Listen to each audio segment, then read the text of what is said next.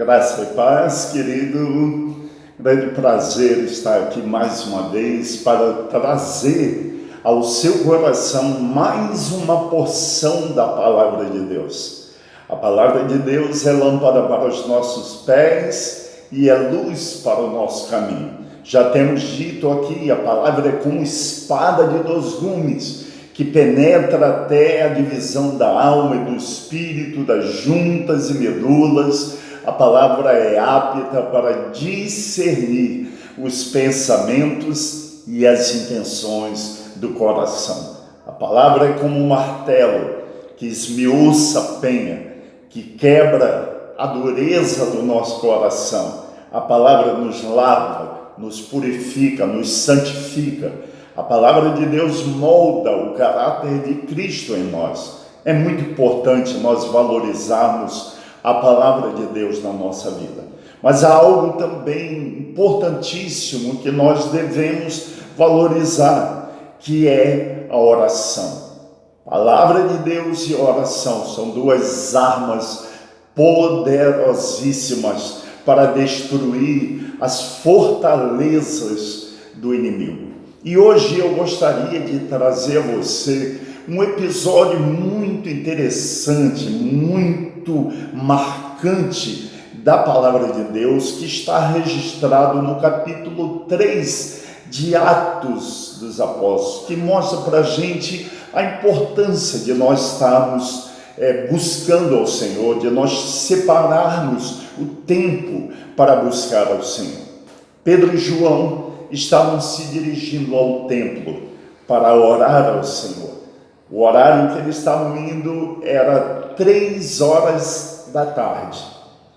Todos os dias era colocado um homem aleijado na porta daquele templo para pedir esmolas às pessoas que entravam. Quando Pedro e João foram se aproximando, aquele homem estendeu as mãos esperando receber alguma coisa de Pedro e João.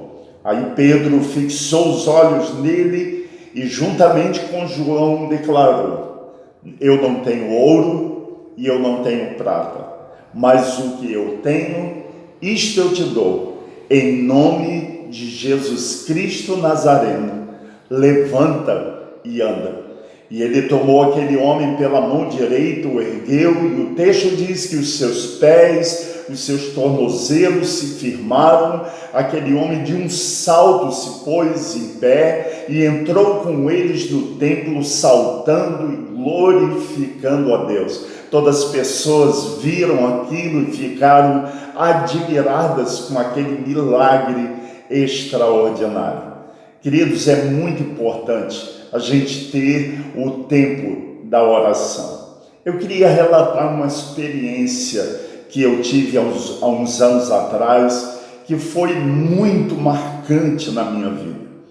Eu estava com a responsabilidade de pregar num domingo à noite na igreja, e eu havia separado exatamente esse texto do capítulo 3 de Atos para trazer a mensagem naquele domingo. De repente, eu fui deitar para descansar um pouco, já havia orado, já havia meditado na palavra, e aí eu falei com a minha esposa que queria deitar para descansar um pouco e para me preparar para o culto da noite. De repente eu recebo um telefonema. Esse telefonema era a minha irmã lá do Pará, ligando para mim, pedindo se eu não poderia ir no Hospital dos Servidores visitar uma jovem de 20 anos, estudante de medicina, filha de um médico muito rico lá do Pará, um médico que possuía fazendas, um médico muito rico, e a sua filha, que era estudante de medicina, estava em estado grave no CTI, no Hospital dos Servidores. Num primeiro momento, eu me vi tentado a dizer que eu iria na segunda-feira, que era o dia seguinte. Mas aí o Espírito de Deus incomodou meu coração para que eu atendesse aquele chamado imediatamente. E aí eu falei com minha esposa, olha, eu vou me arrumar e eu vou lá no Hospital dos Servidores no Rio, porque eu preciso orar por uma jovem que está em estado grave no CTI. Quando eu cheguei no Hospital dos Servidores, encontrei o pai da menina, o nome dela era Vanessa. Encontrei o pai da Vanessa e me identifiquei, falei no telefonema, falei que ele não me conhecia, mas que eu tinha recebido esse telefonema para estar ali no hospital e orar pela filha dele. Imediatamente ele permitiu que eu entrasse e eu entrei naquele CTI. Os enfermeiros estavam fazendo um procedimento, então pediram para que eu esperasse. E naquele tempo que eu estava esperando, eu observei, eu escutei uma conversa do tio da Vanessa com a chefe do plantão daquele CTI. E ele dizia o seguinte: doutora, providencie tudo o que a minha sobrinha está precisando. Dinheiro não é problema. O pai dela é rico, o pai dela tem fazendas, o pai dela tem isso e tem aquilo. Agora você imagina a minha situação. Eu estava ali, até engraçado isso, duro igual um coco. E aquele homem falando das riquezas que o pai da Vanessa possuía. Mas aí, imediatamente, o Espírito Santo de Deus trouxe ao meu coração o texto que eu iria pregar. E a parte do texto que eu iria pregar, que o Espírito Santo trouxe ao meu coração, foi o seguinte: eu não tenho ouro e eu não tenho prata, mas o que eu tenho, isto eu te dou. Em nome de Jesus Cristo Nazareno, levanta e anda. Foi permitido que eu orasse pela Vanessa, e aí eu orei pela Vanessa. Quando eu terminei de orar, eu observei que estava na beira ali da maca um jovem também, primo da Vanessa, estudante de medicina, era uma família toda de médicos, e esse primo da Vanessa estava ali do lado da cama, da maca, e eu cheguei para ele e falei o seguinte: pois é, vocês estudam, vocês se preparam para cuidar dos doentes, das pessoas, mas existem momentos como esse que vocês se tornam impotentes diante da gravidade da situação. É nessa hora que entra o sobrenatural de Deus. É nessa hora que Deus intervém e age de uma maneira milagrosa. Me despedi do pai da Vanessa. No domingo eu preguei a mensagem, contei o relato para os irmãos da igreja, levantamos um clamor pela Vanessa naquele domingo à noite. E quando chegou na segunda-feira, quando eu fui dormir à noite, chegou de madrugada, eu tive um sonho. Nesse sonho, eu me via entrando no CTI, chegando próximo da Vanessa e falando no ouvido dela: Vanessa, Jesus te ama e Ele vai tirar você daqui. Imagina, Vanessa, quantas pessoas serão abençoadas através da sua vida, porque ela seria uma médica, ela iria ajudar muitas pessoas. E aí eu falei isso, e no sonho eu via a Vanessa acordada, uma outra situação, sentada, acordada, sorrindo, conversando com alguém da família, e eu chegava para o pai da Vanessa e dizia: aí está a sua filha.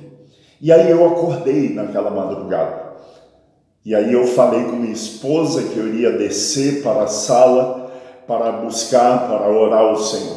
Fiquei um tempo da madrugada em oração, No outro dia de manhã, eu falei com a minha esposa, eu preciso voltar naquele hospital. E aí eu me dirigi ao Hospital dos Servidores ali no Rio. Entrei naquele CTI novamente. Cheguei no ouvido da Vanessa e falei exatamente aquilo que eu vi no sonho. E aí fiz uma oração, me despedi e fui embora. Quando chegou a noite, eu recebo um telefonema. Era novamente a minha irmã lá do Pará, relatando que o pai da Vanessa havia ligado, maravilhado, porque da tarde daquela visita para a noite, a Vanessa despertou, saiu do coma, tomou banho e foi transferida para o quarto. E aí eu voltei lá no domingo seguinte e encontrei a Vanessa sentada na cama, conversando com alguém da família, e eu vi o segundo quadro. Quando chegou na segunda-feira seguinte, a Vanessa recebeu alta. Este médico veio na nossa igreja e ele veio testemunhar daquilo que Deus havia feito na vida da filha dele. E ele teve que declarar que Deus fez um milagre na vida da sua filha. A Vanessa entregou o coração a Jesus. Outras pessoas da família que estavam entregaram o coração a Jesus. Deus fez verdadeiramente algo extraordinário naquele dia. Queridos, às vezes nós gastamos tempo na presença de Deus e às vezes passamos dias em oração e não sentimos nada de tão extraordinário. Mas saiba de uma coisa, quando você ora, algo acontece no mundo espiritual. Deus faz algo extraordinário e surgem momentos que Ele vai solicitar você para ir e através da sua vida, abençoar a vida de outras pessoas. Pedro e João foram ao templo para orar e ali encontrou uma situação de um homem aleijado. E ali eles falaram, eu não tenho ouro e eu não tenho prata, mas o que eu tenho, isto eu te dou. Em nome de Jesus Cristo Nazareno, levanta e anda. E o texto diz que aquele homem de um salto se pôs em pé e ele entrou no templo juntamente com Pedro e João, saltando, glorificando, exaltando ao nome do Senhor. Porque quem é atingido, quem é alcançado pelo milagre de Deus, não consegue ficar quieto. Essa pessoa ergue a voz em exaltação ao nome do Senhor. Meu amado, em nome de Jesus, procure um tempo para buscar ao Senhor, porque no momento que Deus determinar, estiver determinado por Deus, Ele vai solicitar a sua vida para abençoar alguém que está precisando. Deus abençoe a sua vida. Existem muitas pessoas do lado de fora do templo, vivendo a realidade de uma legião existencial, precisando de alguém que diga para eles, em nome de Jesus Cristo Nazareno, levanta e anda. E não apenas diga, em nome de Jesus Cristo Nazareno, levanta e anda, mas que envolva as suas mãos neste erguer de vidas. Deus abençoe a sua vida. Fique com essa palavra ao seu coração, em nome de Jesus. Eu vou estar orando por você agora.